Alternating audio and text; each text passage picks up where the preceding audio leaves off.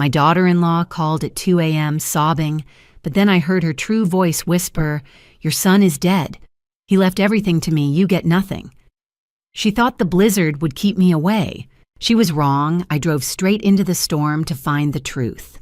7 days later at the funeral, I brought a surprise guest. When I told her to look behind you, she didn't just panic, she fell to her knees and begged for mercy. "Thank you so much for stopping by. It means the world to me. I'm curious, where in the world are you tuning in from right now? Let me know in the comments." Please also note, this narrative blends real emotions with fictional elements for entertainment purposes. Any resemblance to actual persons is coincidental, but the warning behind the story is very real. The phone rang at 2:14 a.m., a shrill, piercing sound that sliced through the silence of my bedroom like a serrated knife. No one calls at that hour with good news. My hand shot out from under the quilt instinct taking over before my eyes were even fully open. Years of working search and rescue in the Rockies had wired me this way, always ready for the emergency, always bracing for the worst. I grabbed the phone. The screen was blinding in the dark room, displaying a name that made my stomach tighten. Kendall. "Hello." My voice was rough with sleep. "Meredith." The voice on the other end was breathless, punctuated by jagged, heaving sobs. "Mom, oh God, I'm so sorry. It's Garrett. He's gone." The world stopped. The wind howling outside my window seemed to vanish, leaving only a cold, ringing silence in my ears. I sat up, gripping the sheets. "What do you mean, gone, Kendall? Speak clearly." "An accident." She choked out the words, wet with tears. "He went night skiing by himself. There was an avalanche near the ridge. The patrol just found him." "Oh God, Meredith, there's nothing left." My heart hammered against my ribs, a frantic bird trapped in a cage. But my brain, that cold, analytical part of me trained to analyze disaster scenes, hit the brakes. Night skiing. Impossible. My son Garrett Mercer was a man who calculated risk for a living. He checked weather reports 3 times before driving to the grocery store. He hadn't skied at night since he broke his leg in college, and in a storm like this, he wouldn't set foot outside the chalet. "I'm coming," I said, swinging my legs out of bed. The floorboards were freezing beneath my feet. "I'm leaving now." "No." Kendall's scream was sharp, almost frantic. "No, Mom, you can't. The blizzard is a whiteout. The pass is closed. You'll never make it." She took a breath, her voice dropping to a desperate whimper. "Plus, you shouldn't see him like this. Please, just let me handle the arrangements. I'll bring his ashes to you." Ashes already. I was about to argue when I heard it. It was faint, a low rumble in the background on Kendall's end, as if someone had placed a hand over the receiver but failed to cover it completely. "Tell the old hag not to come, it's done." My blood turned to ice. I knew that voice. It was gravelly, deep, and unmistakably familiar. It belonged to Harlan the Aspen Sheriff, a man who had eaten Thanksgiving dinner at my table for 20 years. A man who should have been comforting a grieving widow, not whispering insults in the dark. "Who is there with you, Kendall?" I demanded, my grip on the phone tightening until my knuckles turned white. Just the paramedics." She stammered, her rhythm thrown off. "Please, Meredith, stay home." The line went dead. I sat in the dark for exactly 5 seconds, staring at the black mirror of my phone. The grief was there, a tidal wave waiting to crash down, but I built a dam against it. Not yet. I couldn't afford to grieve a death that didn't make sense. Garrett wouldn't ski at night. Harlan wouldn't call me a hag. And Kendall wouldn't be trying this hard to keep me away unless she had something to hide. I didn't pack a funeral dress. Instead, I grabbed my old tactical duffel bag. I threw in my heavy-duty flashlight, a first aid trauma kit, and my long-range radio. Then I unlocked the bottom drawer of my nightstand and took out the .38 revolver my husband had left me. I checked the chamber. Loaded. Outside, the storm was raging, promising zero visibility and treacherous ice. Kendall thought the blizzard would stop me. She thought I was just a fragile old grandmother. I pulled on my boots and kicked open the front door, the wind instantly whipping snow into my face. I climbed into my battered Ford pickup and turned the key. The engine roared to life, hungry for the road. "I'm coming, son," I whispered to the windshield. I slammed the truck into gear and drove straight into the heart of the storm. The drive to Aspen, typically a scenic 4-hour cruise, turned into a 7-hour battle for survival. By the time the wrought iron gates of the Mercer estate materialized out of the whiteout, my hands were cramping around the steering wheel. I punched in the gate code Garrett's birthday, and the heavy metal groaned open, reluctant in the freezing wind. The villa sat atop the ridge like a fortress of gray stone valued at $5 million, but currently radiating the warmth of a crypt. No Christmas wreath hung on the door. No lights welcomed me. I pounded on the heavy oak door. Minutes ticked by before the lock finally clicked. The door swung open to reveal Kendall, my daughter-in-law. She was dressed in immaculate black silk that hugged her frame, her face pale but composed. Even her waterproof mascara hadn't run a stark contrast to the hysterical sobbing I'd heard on the phone hours ago. "Meredith," she said, her voice flat. She stood squarely in the center of the doorway, a gatekeeper in high heels. "I told you not to come. The roads are suicide." "I'm still alive, Kendall," I said, brushing past her before she could block me. I stepped into the foyer. The heat hit me first, followed by the overwhelming, cloying scent of white lilies, funeral flowers. The house was staged. She had prepared the set before the actor had even left the stage. "Where is he?" I demanded, turning to face her. "Where is my son?" Kendall closed the door, sealing out the storm. "He's not here. The coroner took him. Because of the blizzard, they had to move quickly. It's better this way. You want to remember him alive, don't you?" Her performance was flawless, rehearsed. Grief is messy. It's red eyes, runny noses, and mismatched clothes. This was cold calculation. "I want to see Toby," I said, cutting through her script. "Where is my grandson?" Kendall stiffened. "Toby is sleeping. He's in shock, Meredith. The doctor gave him a sedative. He saw the rescue team bring the body bag down. It was traumatic. He can't see anyone right now." "I am not anyone. I am his grandmother." I took a step toward the grand staircase. Kendall moved with surprising speed, grabbing my arm. Her nails dug into my coat. "No, do not wake him up. If you're going to be hysterical, you can stay at a hotel in town. I won't have you traumatizing my son further." We stood there for a moment, a silent battle of wills in the opulent hallway. I looked at her. Really, looked at her. Beneath the designer mourning clothes, she wasn't vibrating with grief. She was trembling with tension. She wasn't mourning. She was guarding. "Fine," I lied, pulling my arm free.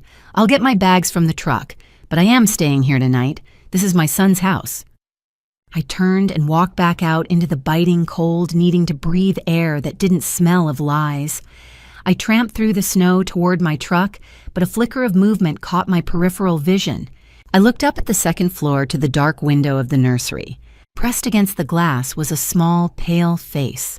It was Toby, my 7-year-old grandson. He wasn't sleeping. He was wide awake. His small hands were splayed against the pane, and even through the swirling snow, I saw it, pure, unadulterated terror. He opened his mouth as if to scream, but the storm swallowed the sound. Suddenly, a pair of large gloved hands appeared from the darkness behind him. They grabbed the boy's shoulders and yanked him back violently. The heavy curtains were whipped shut, plunging the window back into darkness. My hand dropped to my pocket fingers, brushing the cold steel of my revolver. Kendall had lied. Toby wasn't sedated. He was a prisoner. Once I hauled my duffel bag into the hallway, Kendall gestured vaguely toward the guest wing. "Go get settled," she said, checking her diamond-encrusted watch. "I have calls to make. The funeral director is coming at dawn." She turned her heel and clicked away toward the library, assuming I was a defeated old woman who would do as she was told. She was wrong. I waited until her footsteps faded, then I turned left, not right.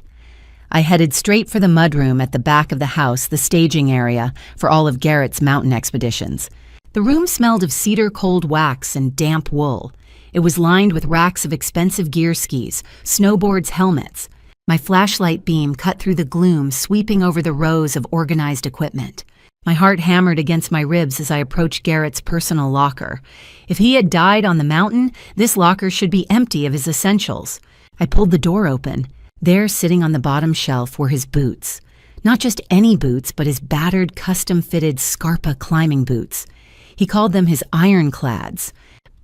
Garrett was superstitious to a fault. He never set foot on a mountain, whether to ski, hike, or climb, without wearing these boots for the approach. He claimed they were the only things that kept his ankles from shattering. I reached out and touched the leather. It was bone dry. There was a layer of dust on the laces.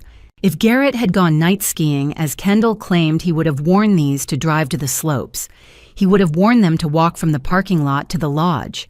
The fact that they were sitting here dry and gathering dust screamed the truth louder than any confession. Garrett never left this house. He didn't go to the mountain. The mountain was brought to him. My breathing grew shallow. This wasn't an accident. This was a staging. I scanned the rest of the room, looking for anything else out of place. Near the boot bench sat a small wire mesh wastebasket. It was empty save for a single crumpled ball of yellow legal paper. My instincts, honed by years of tracking missing persons, flared. I reached down and plucked the paper from the bin, smoothing it out on top of the washing machine. The handwriting was jagged, rushed Garrett's scrawl when he was angry or stressed. It wasn't a letter. It was a list of reminders written in heavy, angry strokes that nearly tore through the paper. 1. Cancel joint accounts. 2. Call lawyer, Monday, 9 a.m. 3. Change beneficiary. Cut K out. The breath hissed out of my lungs. The date scribbled in the corner was yesterday. Monday. Garrett had planned to change his life insurance policy and his will the very next morning. He was going to cut Kendall out of everything, but he never made it to Tuesday. You didn't die in an accident, my boy, I whispered, folding the note and shoving it deep into my bra, right next to my heart. You were murdered for $5 million. A floorboard creaked above me, then the heavy thud of footsteps descending the back stairs. Someone was coming. I slipped the crumpled note into my pocket and stepped out of the mudroom just as the heavy front door swung open. A gust of snow swirled into the foyer, followed by a towering figure shaking off a dusting of white powder. It was Harlan. 30 years ago, I had taught this man how to tie a fishing knot. 10 years ago, I had pinned the sheriff's badge on his chest when his own father was too drunk to attend the ceremony. He had been Garrett's best friend growing up, practically a second son to me. Meredith. He exhaled, his face crumpling into a mask of sympathy. He strode across the marble floor, arms open wide. God, I told Kendall not to let you drive in this. Look at you. You're freezing. For a split second, I wanted to collapse into that embrace. I wanted to believe that the voice on the phone, the one that called me an old hag, was a hallucination brought on by grief. I let him hug me. He smelled of pine gun oil and something else. Something sweet and cloying that didn't belong on a lawman in the middle of a blizzard.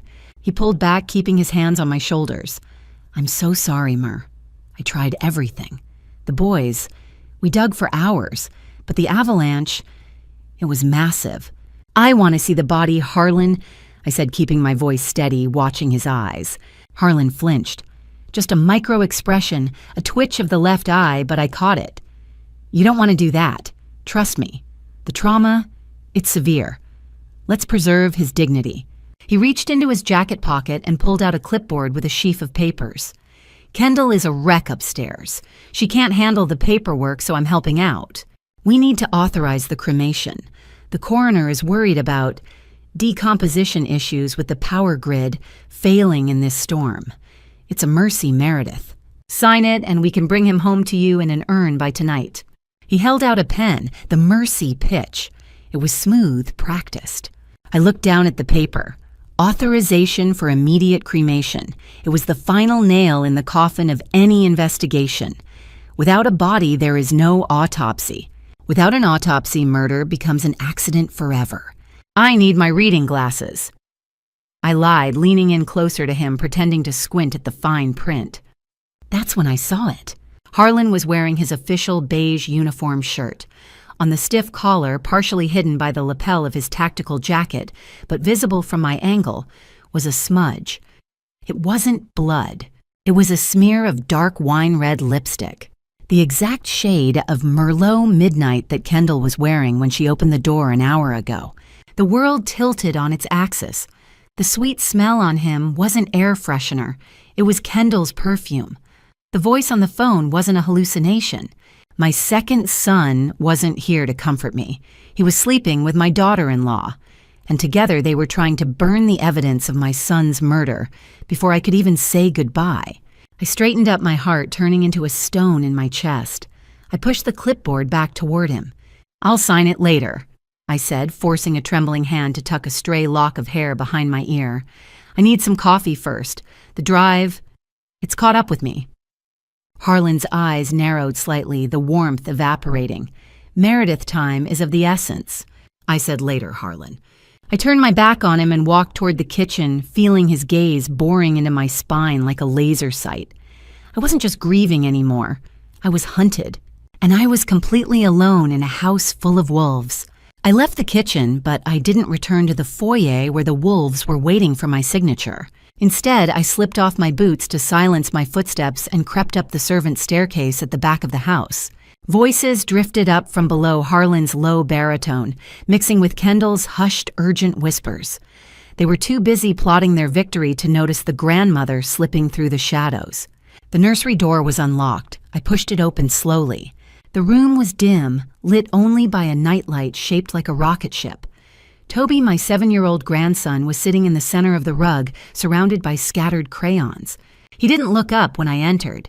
He was rocking back and forth, a rhythmic, soothing motion that broke my heart. "Toby," I whispered, kneeling beside him, "it's Grandma." He stopped rocking. Slowly, he turned his head. His eyes, usually bright and mischievous, were hollow, rimmed with dark circles. He looked at me, then looked at the door terror seizing his small frame. He opened his mouth, but no sound came out. The trauma had stolen his voice. "It's okay," I soothed, pulling him into a hug. He felt frail like a bird with hollow bones. "You don't have to speak. Just show me. Show Grandma what happened." I pointed to the paper in front of him. Toby picked up a black crayon. His hand trembled violently, but he began to draw. It wasn't a child's idle doodle. It was a frantic testimony. First he drew a jagged line, a cliff, then a stick figure falling surrounded by red scribbles. Next to the cliff stood a female figure with long black hair and exaggerated red lips. She wasn't crying. The mouth was curved into a giant U-shaped smile. But it was the third figure that made my blood run cold. Standing next to the smiling woman was a hulking shape, colored entirely in heavy blue strokes. A blue monster. On the monster's chest, Toby had drawn a jagged silver star, the sheriff's badge. Toby tapped the blue monster, then tapped the falling man, tears finally spilling onto the paper. He was telling me that the law hadn't helped his father. The law had helped kill him. Suddenly, the door flew open. Kendall stood there, her silhouette framed by the hallway light. The grieving widow act was gone, replaced by pure, unadulterated rage. "What do you think you're doing?" she hissed, striding into the room. She snatched the paper from Toby's hands before I could stop her. She glanced at the drawing, her eyes narrowing, and then she ripped it in half, then in quarters. "He has an overactive imagination, Meredith," she said, coldly crumpling the evidence into her fist. "The doctor said he's hallucinating. Don't you dare feed his delusions." She grabbed my arm, her grip bruising. "Get out, go to your room. If you step foot near my son again, I will have Harlan arrest you for trespassing. Do not test me." She shoved me into the hallway and slammed the door. The lock clicked from the inside. I stood there shaking, listening to Toby's muffled sobs from behind the wood. They had the law. They had the house. They had the boy. I retreated to the guest room, but I didn't unpack. I paced the floor, the image of the blue monster burned into my retina. I couldn't save Toby here, not when they held all the cards. To save the boy, I needed leverage. I needed undeniable proof, and there was only one place to find it. I looked out the window. The blizzard was raging, a wall of white death. "Wait for me, Toby," I whispered. I grabbed my tactical bag and the revolver. I wasn't going to sleep. I was going to the one place Kendall and Harlan thought no one would dare go tonight. I was going to the mountain. The garage was a cavern of shadows, colder than the house, but warmer than the hell awaiting me outside. I didn't need a light to find what I was looking for. Garrett kept the spare key to his Polaris snowmobile inside a magnetic box under the chassis. It was a trick I had taught him when he was 16, so he'd never be stranded. My fingers brushed the cold metal box. Click, got it. I pulled on my goggles, mounted the machine, and turned the key. The engine roared to life, a mechanical beast waking up. I hit the garage door opener and didn't wait for it to fully rise. I throttled forward, ducking my head as the machine shot out into the blizzard. Driving a snowmobile in a whiteout is like trying to ride a motorcycle inside a washing machine on the spin cycle. There is no up, no down, only swirling white chaos. The wind chill was -20, biting through my layers, seeking bone. But 30 years as a ranger in these mountains had given me an internal compass that no storm could scramble. I navigated by memory and the shadowy outlines of the ancient pine trees heading toward the coordinates Harlan had accidentally let slip during his conversation with Kendall Ridge 4 North Face. It took an hour of brutal riding to reach the tree line. When I arrived at the supposed accident site, I cut the engine. The silence that followed was deafening. I swept my high-powered flashlight across the slope. Harlan had claimed there was a massive avalanche here. There was snow, yes, piles of it. But to an untrained eye, it looked like a disaster. To my eyes, it looked like a landscaping project. The fracture line at the top of the ridge was too straight cut by explosives or shovels, not nature. The debris field was too contained. There were no snap trees at the base, which is impossible for an avalanche powerful enough to kill a man. It's a set, I whispered into my scarf, a stage for a murder. Harlan hadn't just covered up a crime, he had lazily terraformed one, assuming no one would check until spring thaw. I revved the engine, intending to circle the perimeter to look for tire tracks that didn't belong to rescue vehicles. I needed to know where they had really taken him. I accelerated, turning the handlebars sharp left. Crack. The sound was louder than a gunshot. The right ski of the snowmobile slammed into a granite boulder, hidden beneath the fresh powder. The impact was violent and instantaneous. I was thrown from the seat like a rag doll. I flew through the air, the world spinning in a dizzying blur of black and white before I slammed into a snowbank. Pain exploded in my left shoulder, a hot, searing agony that stole my breath. I lay there gasping, staring up at the swirling sky. My leg was twisted at an odd angle, and I could taste copper in my mouth. "Get up, Meredith," I commanded myself. "Get up or you die here." I tried to push myself up, but my arm collapsed under me. I groaned, blinking snow from my lashes. Through the haze of pain, I saw movement at the edge of the tree line. A shape detached itself from the darkness. It was massive, towering over 6 feet, wrapped in furs and shadows. It didn't move like an animal. It moved like a predator on 2 legs. I fumbled for the revolver in my pocket, but my fingers were numb, useless blocks of ice. The figure stepped closer, blocking out the little moonlight that filtered through the storm.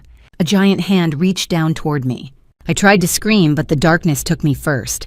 I didn't wake up in heaven. Heaven doesn't smell like wet fir, pine resin, and wood smoke. I gasped, sitting up too quickly. Pain exploded in my shoulder, forcing a sharp cry from my throat. I was lying on a pile of cured elk skins near a crackling fire. The wind was still howling, but it sounded distant now, muffled by thick rock walls. "Easy," a voice rumbled from the shadows. "Dislocated shoulder. I popped it back in while you were out. You're welcome." I scrambled backward, ignoring the throbbing ache, my hand instinctively reaching for my holster. It was empty. My gun was gone. Looking for this, a figure stepped into the firelight. It was the giant from the storm. I knew him. Everyone in Aspen knew the legend of Cyrus. He was the ghost of White River, a recluse who lived off the grid. The townsfolk whispered that he was a PTSD-ridden ex-soldier who had snapped, maybe even killed a tourist, back in the 90s. Parents used his name to scare children into finishing their vegetables. Standing there, he looked every bit the monster, 6'4", a tangled gray beard reaching his chest and eyes that glinted like polished flint. He held my revolver loosely in one massive hand barrel pointed safely at the ground. "You're Cyrus," I rasped, my throat dry as sandpaper. "What do you want money? I don't have any." Cyrus snorted a sound like grinding gravel. He set the gun down on a flat rock well out of my reach. "If I wanted your money, I would have left you to freeze and taken your wallet. Drink this." He shoved a tin cup into my trembling hand. It was herbal tea, bitter and hot. "Why help me?" I asked, taking a cautious sip. Harlan says you're dangerous. Harlan. Cyrus spat the name like a curse word. He poked the fire with a stick, sparks flying upward into the darkness of the cave's ceiling. Harlan says a lot of things, mostly lies. He stood up, wiping his hands on his buckskin trousers. Can you walk? There's something you need to see. Someone who's been waiting for you. My heart skipped a beat. Someone... Cyrus didn't answer. He picked up a burning torch from the fire pit and motioned for me to follow. I limped after him, my left leg dragging slightly. We moved deeper into the cavern system. The air grew cooler here, damp and heavy. The flickering torchlight danced on the limestone walls, creating long, distorted shadows. I found him 2 days ago. Cyrus said, his voice echoing softly. Broken femur, severe hypothermia. He was lucky I was checking my trap lines. We turned a corner into a smaller, secluded chamber. There, lying on a makeshift bed of pine boughs and thermal blankets, was a man. His leg was immobilized in a splint made of smooth branches and paracord of professional field dressing. His face was pale, covered in a scruffy beard, and his eyes were closed in fitful sleep. I dropped to my knees, the pain in my own body vanishing instantly. I reached out a shaking hand to touch his cheek. It was warm. Garrett. I whispered, tears blurring my vision. Oh God, Garrett. His eyelids fluttered. Slowly, painfully, they opened. He looked at me, his eyes unfocused for a moment before recognition flooded in. Mom? He cracked his voice, barely a whisper. You came. I wept. For the first time since the phone rang at 2 a.m., I let the dam break. I buried my face in my son's neck, sobbing until my ribs ached, smelling the sweat and dried blood, proving to myself that he was real. I thought I lost you. I choked out. She told me you were dead. She's planning the cremation. Garrett gripped my hand, his fingers weak but insistent. She planned it all, Mom. It wasn't an accident. He took a ragged breath, wincing as pain shot through his shattered leg. Kendall wanted a perfect Christmas photo for Instagram. She convinced me to drive up to the North Face. Just us. She said it would be romantic.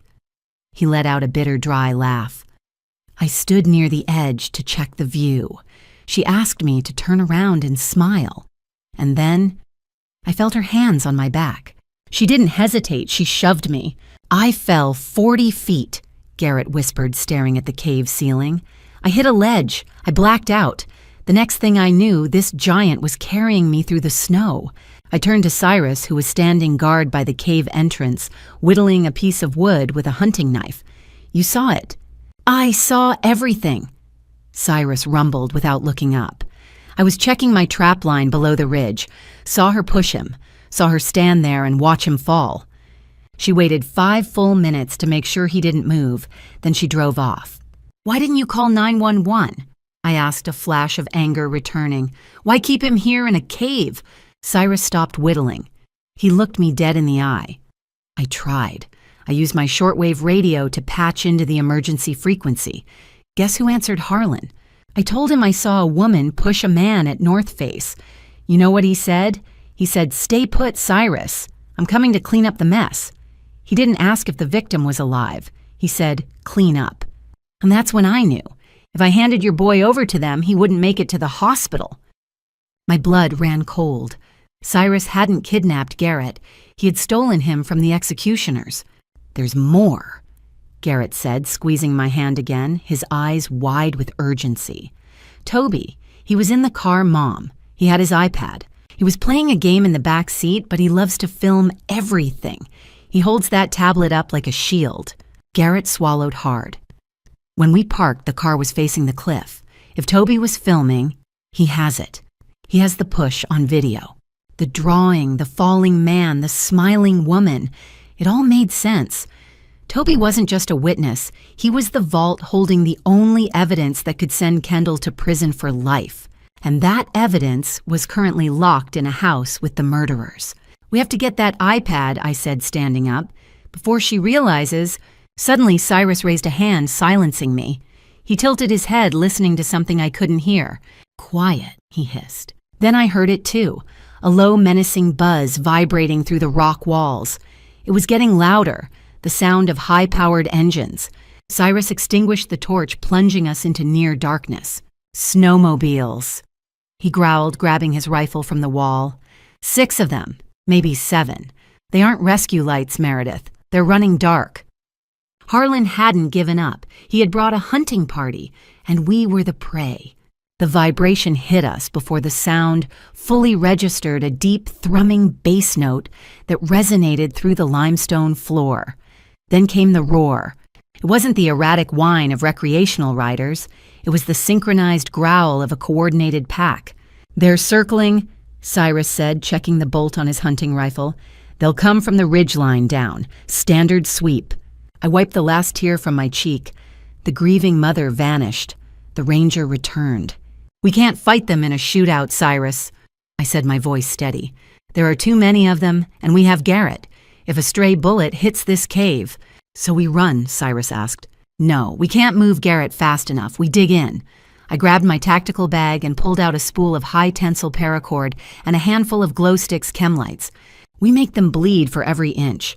We make them think there's a platoon in here, not 2 geriatrics and a cripple. Cyrus grilled, a terrifying, toothy grin. "I like your style, Ranger." We moved to the cave entrance. The storm was our greatest weapon. Visibility was less than 5 feet. I directed Cyrus to the choke point's natural funnels where the trees grew thickest, forcing anyone approaching on foot to squeeze through single file. "Tripwire there." I pointed to a cluster of saplings. "Waist height, not to trip them but to snag gear, slow them down." Cyrus moved like a ghost, stringing the lines with military precision.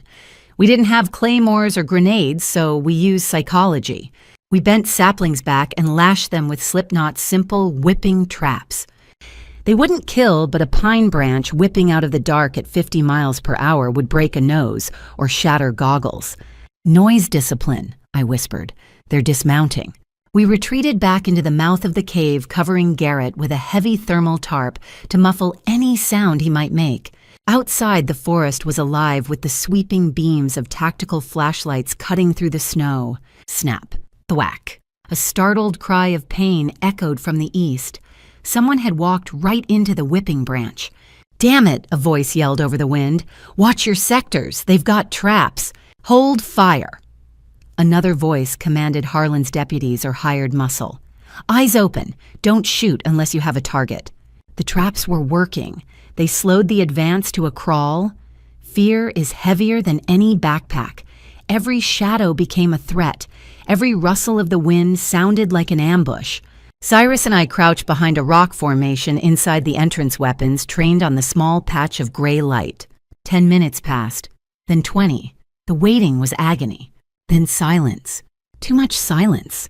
I shifted my weight, my knee popping slightly.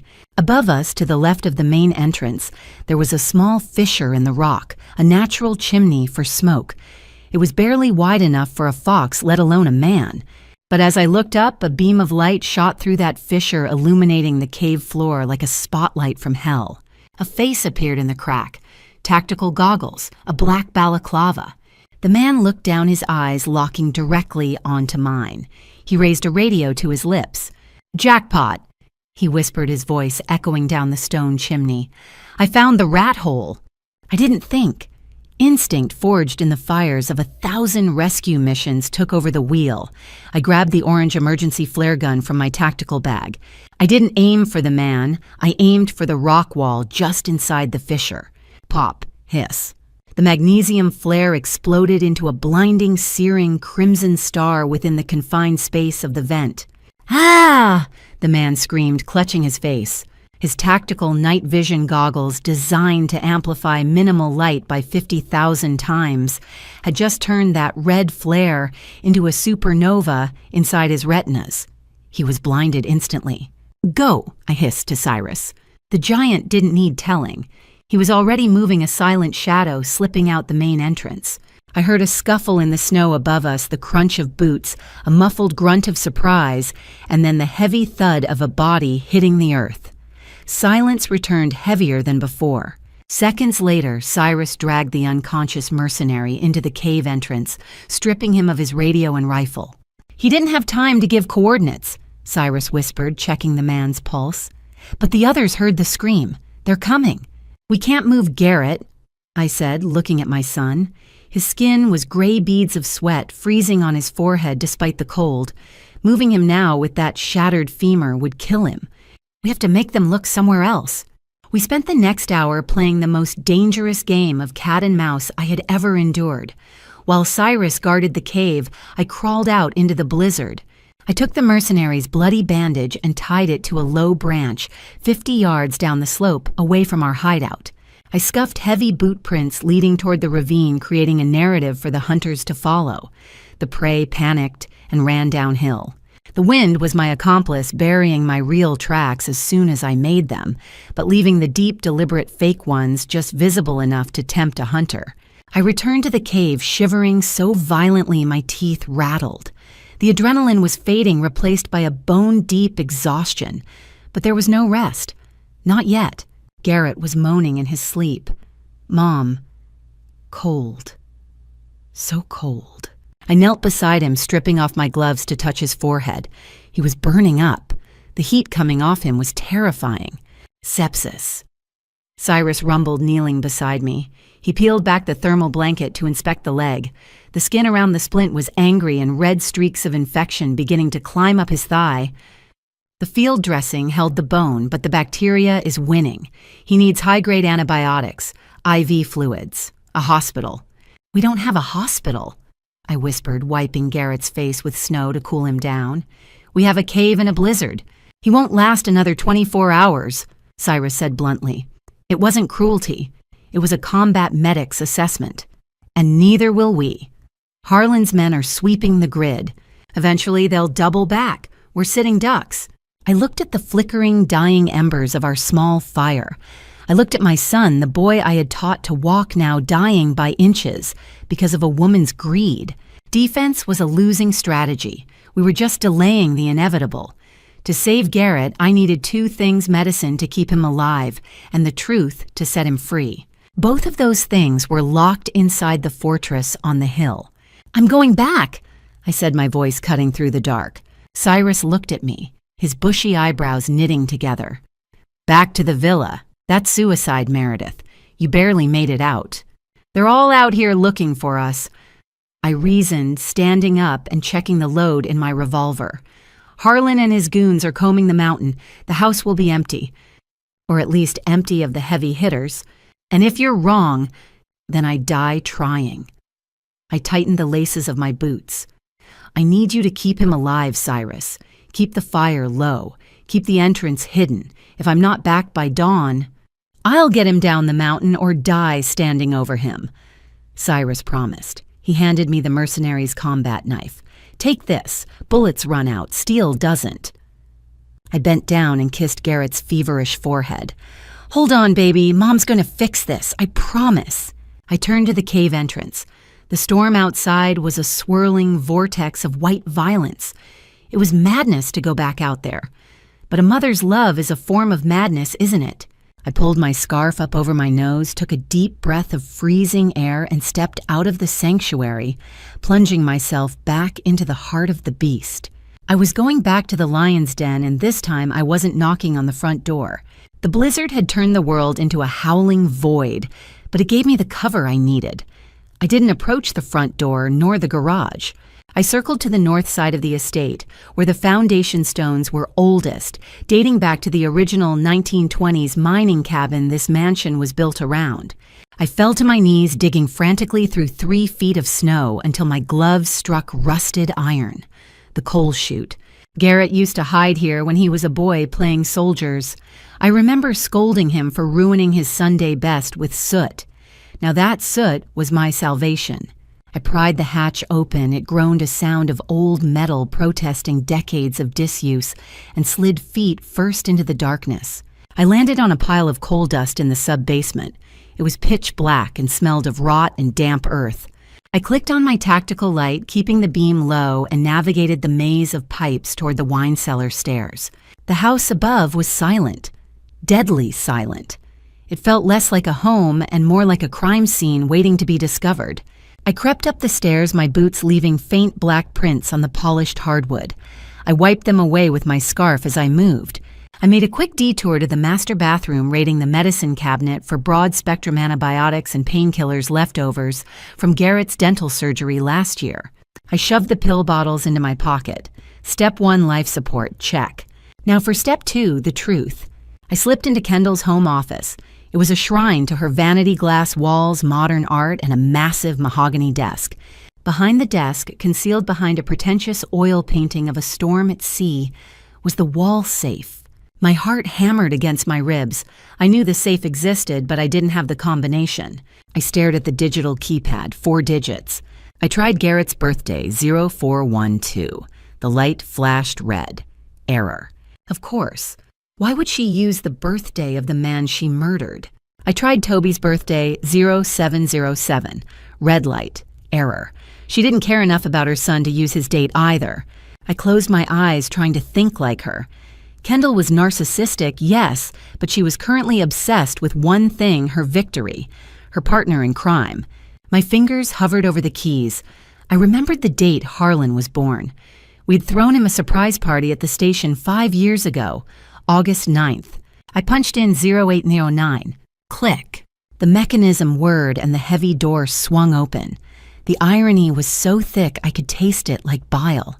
She had literally locked my son's life away with her lover's birthday. It was the ultimate arrogance. I reached inside. There were stacks of cash passports and jewelry boxes. But shoved in the back, sitting on top of a velvet pouch, was a silver iPad with a cracked screen protector. Toby's iPad. My hands trembled as I pulled it out. I pressed the power button. The battery was in the red 12%, but the screen flared to life. Toby didn't use a passcode. He wasn't old enough to have secrets yet. I swiped up and tapped the Photos app. The most recent video was dated yesterday. I hit play. The video was shaky, filmed through the tint of a car window. I saw the back of Garrett's jacket. He was standing near the edge of the cliff, looking out at the snow. Kendall walked into the frame. She was wearing a white fur coat, looking like an ice queen. She put her hand on his back. It looked like a caress at first. Then she shoved, hard. The camera jolted violently, as Toby must have flinched. On the screen, Garrett disappeared over the edge. Kendall didn't scream. She didn't run to look. She just stood there, smoothed her hair, and then, God help me. She turned toward the car and smiled. A chill that had nothing to do with the blizzard seized my spine. I had the smoking gun. Suddenly, the front door downstairs slammed open. Heavy boots thundered on the marble floor. "Check the office!" Harlan's voice boomed, echoing up the stairs. I saw fresh tracks near the foundation. I froze, the iPad glowing blue in the dark room. They were here. The video on the screen ended, freezing on that chilling, triumphant smile of my daughter-in-law.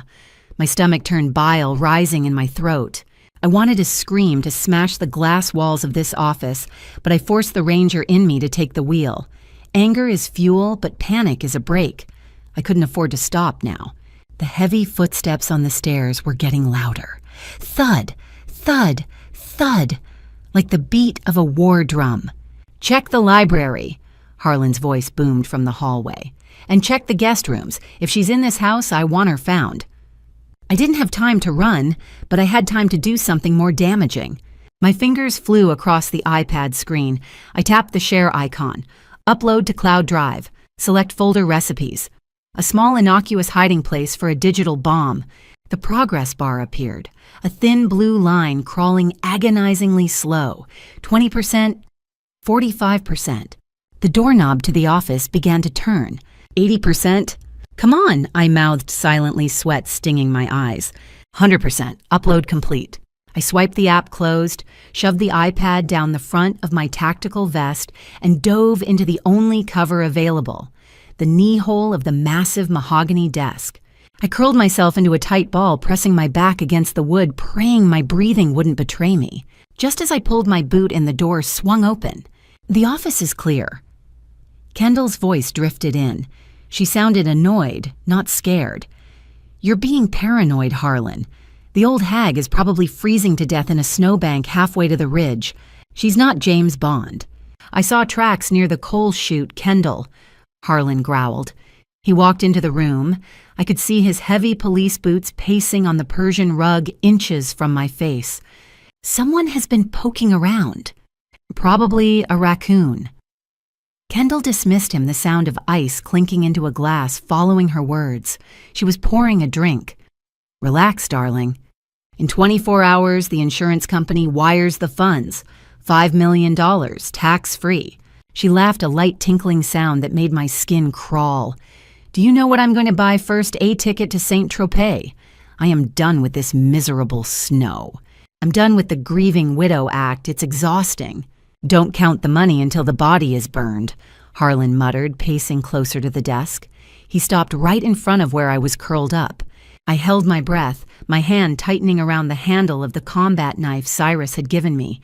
If he looked down, if he bent over... You worry too much, Kendall cooed. Garrett is gone. The old lady is powerless. We won Harlan. We... Psst, psst. Harlan's phone vibrated violently, cutting her off. It's the team on the mountain, Harlan said. Silence followed as he read the message. The air in the room shifted instantly, the temperature dropping 10 degrees. What? Kendall asked, her voice losing its playful lilt. What is it? They lost him. Harlan whispered the words, dripping with venom. What do you mean, lost him? I mean, the tracks led to a ravine, but there's no body. Harlan roared. They found a bandage tied to a tree, a decoy. Someone is playing games with us, Kendall. Garrett isn't just alive, he's got help, and they are mocking us. Bam! Harlan's fist slammed down onto the surface of the desk directly above my head. The wood groaned under the impact, dust motes dancing in the sliver of light near my boots. I bit my lips so hard I tasted blood to keep from gasping. Find them! Kendall hissed, her voice trembling with a mix of fear and fury. Kill them all. I don't care how you do it. Burn the whole mountain down if you have to. I'm going back out, Harlan snarled, and this time I'm taking the dogs. He turned and stormed out, Kendall following close behind her heels, clicking like gunshots. I waited until their footsteps faded down the stairs. I was trembling not from fear, but from a cold, crystalline rage. They wanted to burn the mountain fine, but they forgot one thing. I was the one holding the match. The front door slammed, the impact shuddering through the floorboards. Harlan was gone, taking his fury and his guns into the storm. That left the queen bee alone in her hive. I crawled out from beneath the desk, my knees protesting. I didn't hesitate.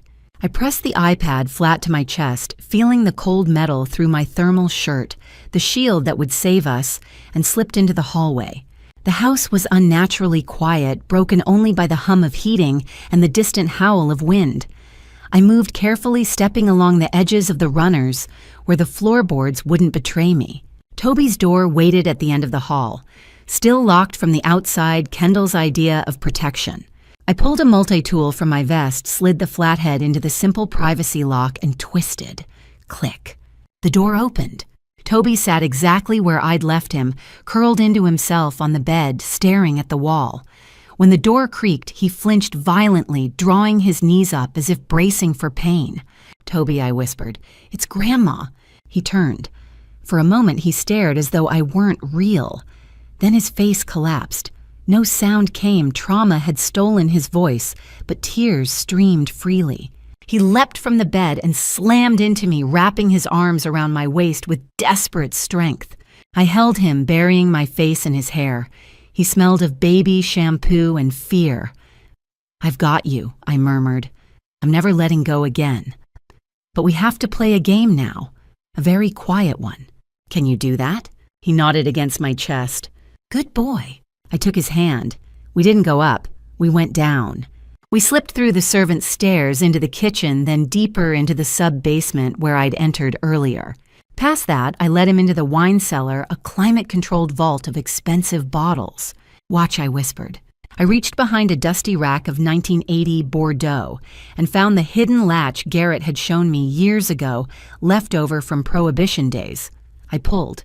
The heavy oak rack swung open, revealing a small concrete room. The panic room, I said. Only your dad and I know. We stepped inside. Cold, dry, safe. I pulled the rack shut and engaged the iron lock. 12 inches of reinforced concrete sealed us away. I settled Toby onto old rugs. Stay here, don't make a sound. I checked the iPad. 1 bar of Wi-Fi. Enough. The house's smart system junction box, the glass fortress's brain, hung on the wall. Kendall loved control. Lights, screens, locks. She was about to lose it. Then a sound drifted through the vent above. Click, clack, click, clack. Stilettos, fast, angry. They stopped directly above us. Toby Kendall's voice shrieked, "Open this door right now!" Silence. Then panic exploded.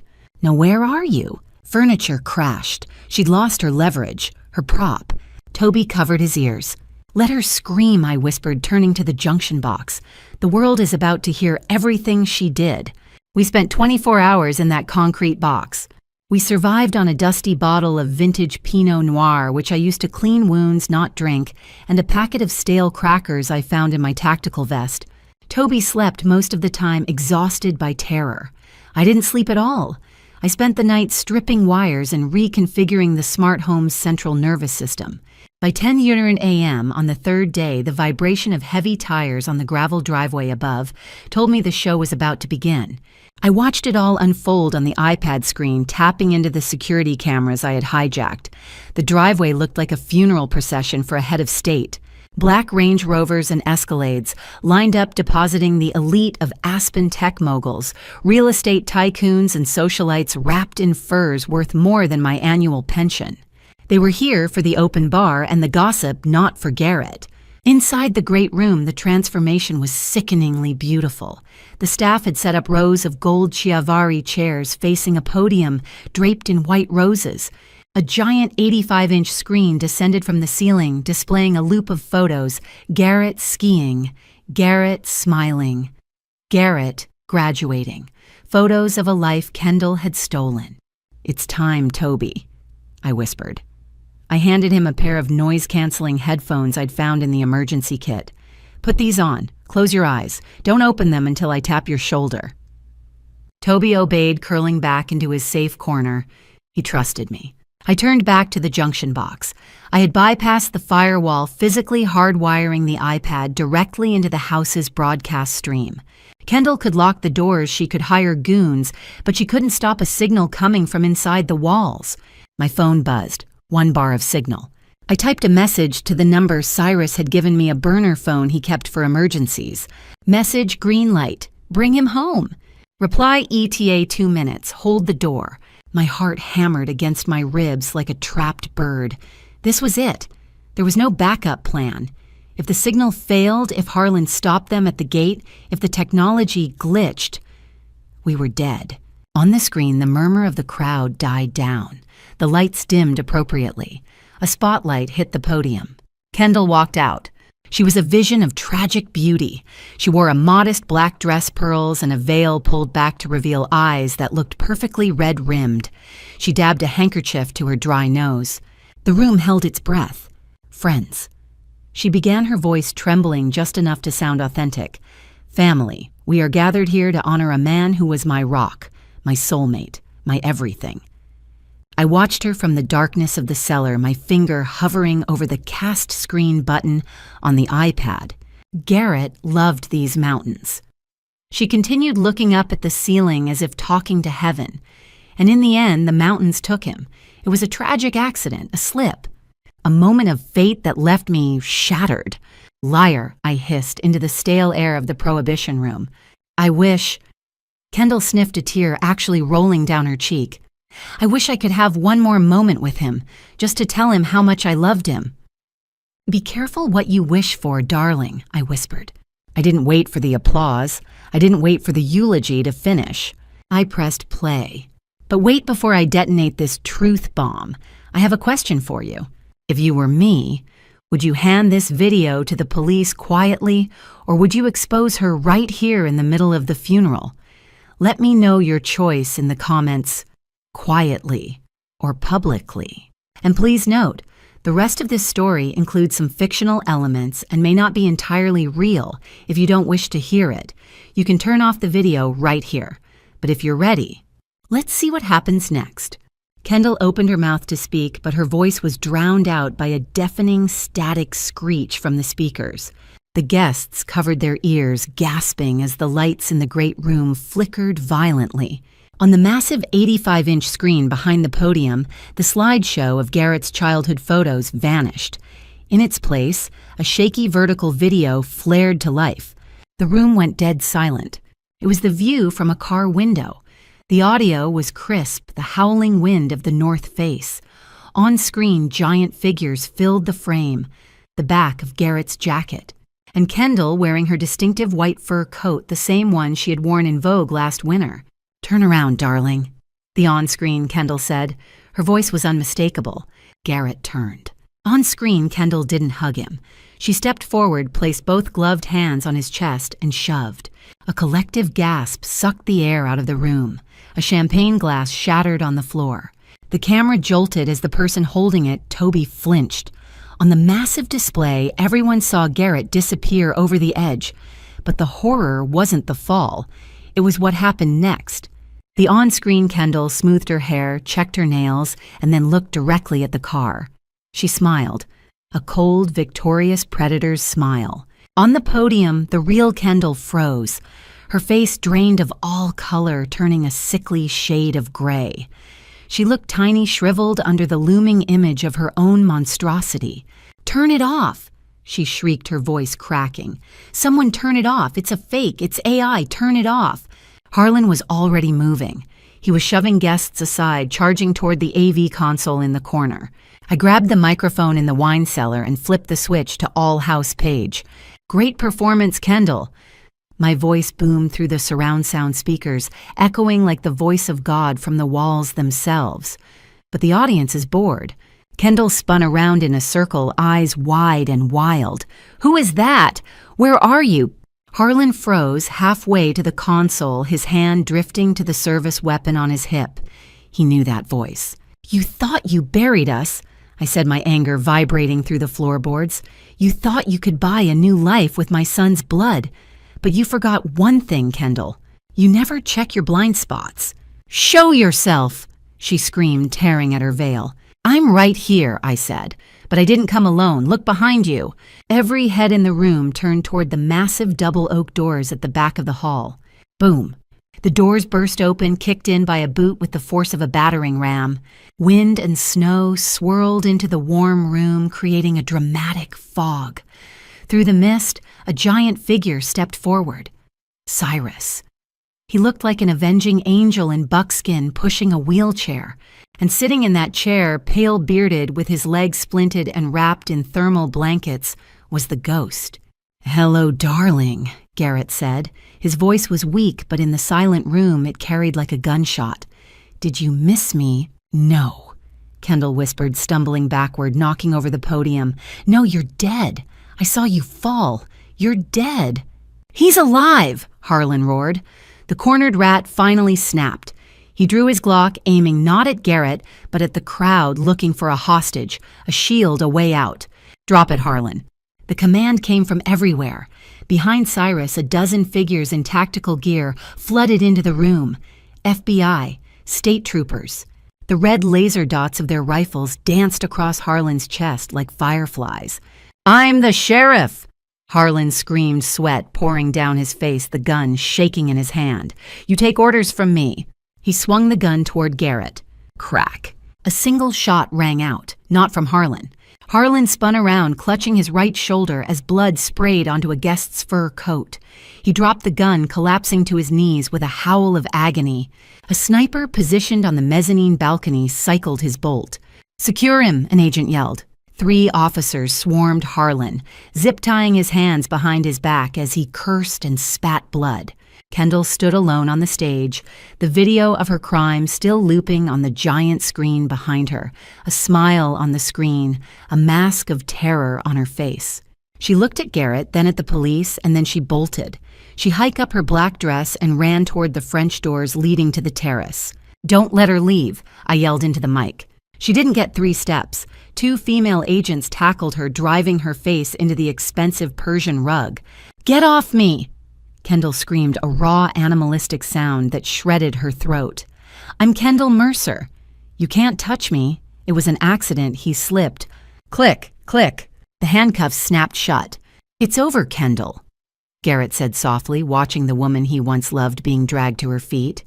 You wanted everything. Now you have nothing."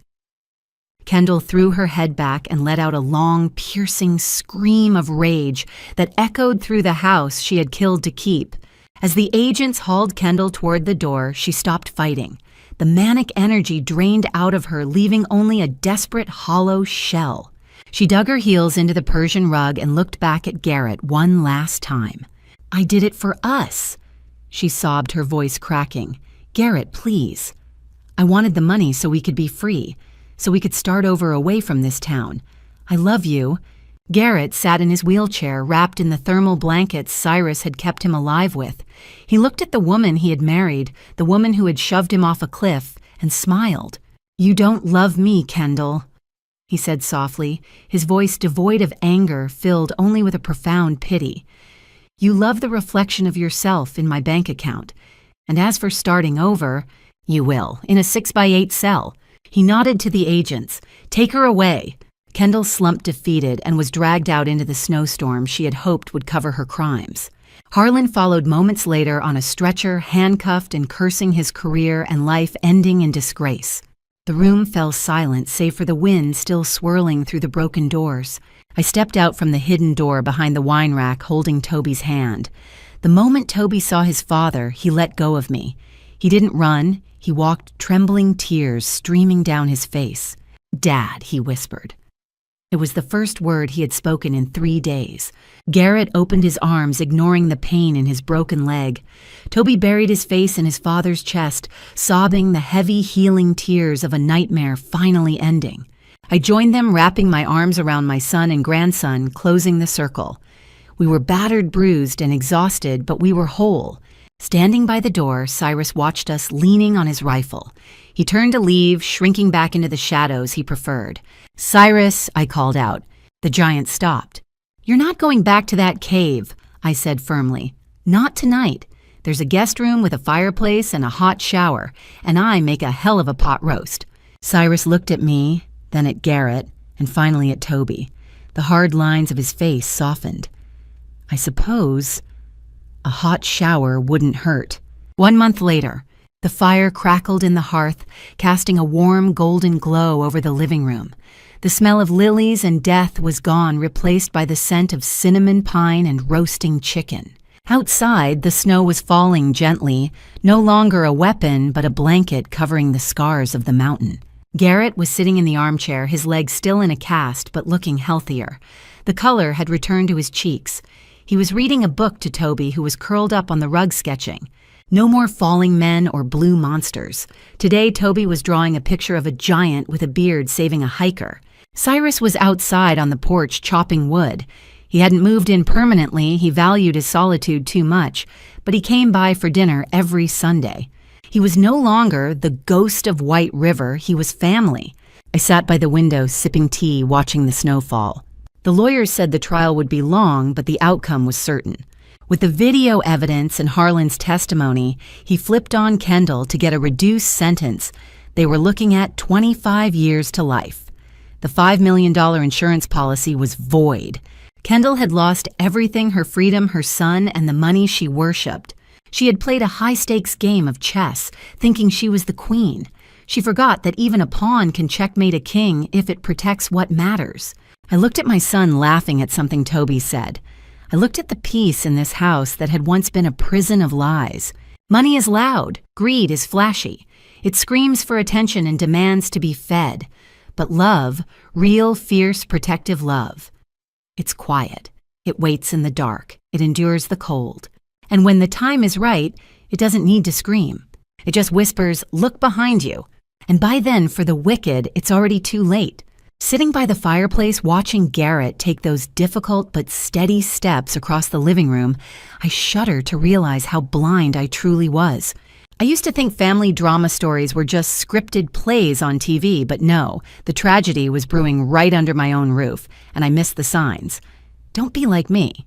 Don't let politeness or self-doubt silence your gut instincts. If your intuition screams that something is wrong, listen to it before it's too late.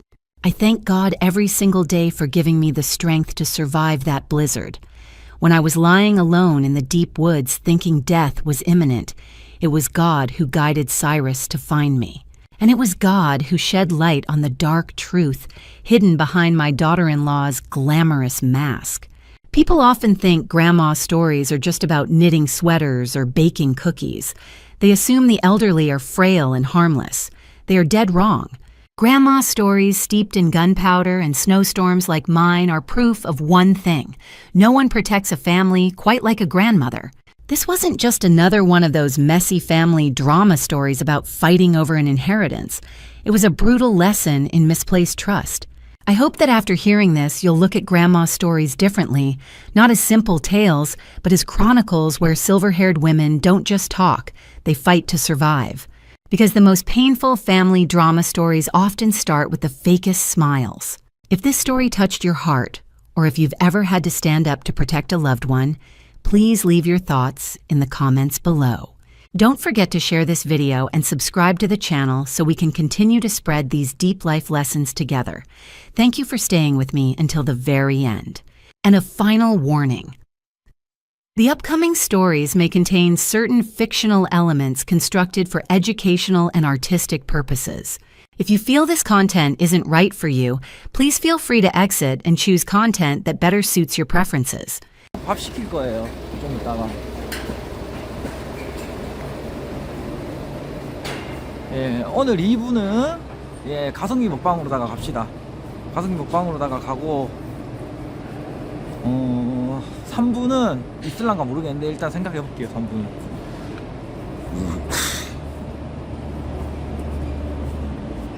메뉴 뭐냐고요? 메뉴 아직 안 정했어요. 뭐 먹을지 생각 중. 띵킹 중, 생각 중.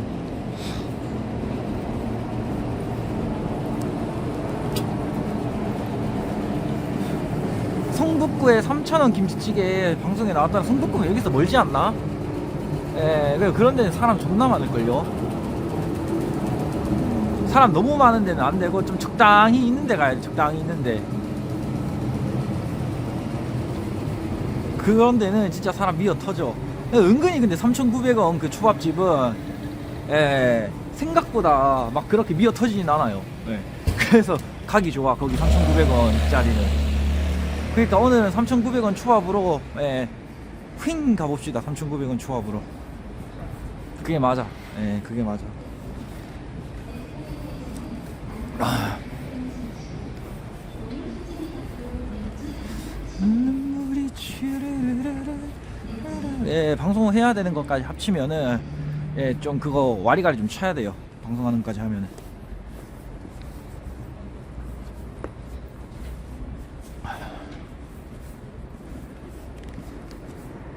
오늘 모르겠다. 오늘 뭐 그거 예, 오늘 좀 먹었으면 좋겠네요.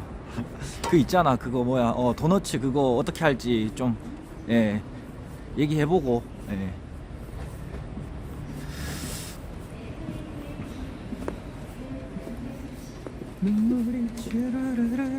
어제보다 덜 춥냐고요? 비슷비슷한데. 예. 오늘이 더 추운 거 아니야? 더 추운 거 같은데 오늘이 어제보단. 예, 날씨가 흐리잖아요. 예, 날씨가 흐려. 빵꾸똥꾸도 어서 오세요.